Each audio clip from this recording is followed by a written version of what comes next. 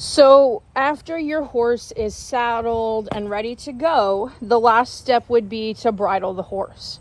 To do this, I actually undo this buckle of the halter and drop the halter to put it around the horse's neck. So I still have something securing them if they were to spook, if they were to get nervous, things like that. And so at this point, again, as you can see, I've dropped the halter. It's just around her neck. If she were to get nervous again, I still have something holding on to her. The next thing I do is I take the reins, which are attached to the bridle, and I slide these over the horse's neck. Again, giving me something to hold on to the horse. And at this point, I'm actually going to drop the lead rope that's connected to the halter. I'm going to drop that just so it doesn't cause anything to get tangled.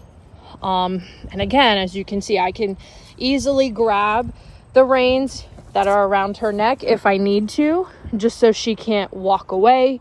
She can't, spook or anything like that. The next thing I do is I take my hand, this is my right hand, and I take it on the other side of the horse. You can kind of see my fingers on the other side. And this is so I can grab the bridle. And so I stand in line with the horse. And the first thing I'm going to do is I'm going to put my thumb in the cheek of her mouth. I know, sweetie. Right here, just to kind of get her to open her mouth a little bit so I can insert that bit. Okay, so at this point, the bit is in her mouth, and I've just pulled it over her ears. Nothing is secure other than that at this point. And so this is where we start to see if the bridle indeed fits the horse or if things need adjusted. And so if we're looking at her, this brow band is a little too high. It should actually be sitting down a little further. So I'm going to go ahead and adjust that.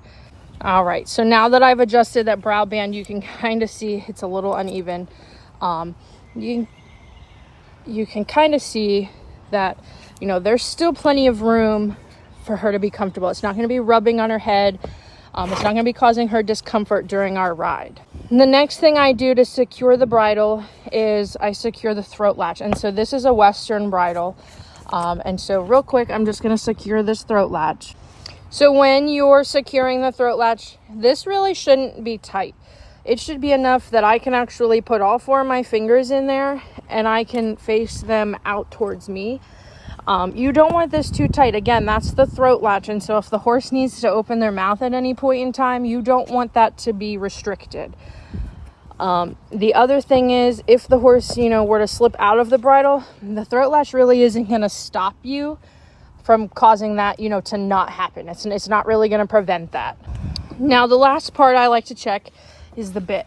A lot of people, I know with us specifically, if there's 2 wrinkles in the horse's lip here, so you can see one and then there's another one right behind it. If there's 2 wrinkles, we usually say that tension is enough. Another way to test that would be to stick your finger in the horse's mouth behind that bit and make sure that it's an inch away from that first molar. And in this case, it's actually, I know, sweetie, it's actually only about a 1/2 inch away. And so we would probably loosen the bit a little bit just to make sure that bit isn't grinding on her teeth during the ride. The last part is undoing the halter around her neck. And again, once that's done, the saddle would in theory be on her and she would be ready for a ride. One of the things I just noticed, there we go, the reins were crossed. You never want to cross the reins. And so whatever reins on her left side, we want to make sure that is on the left side of her body, the same with the right. And at this point, she'd be ready to go.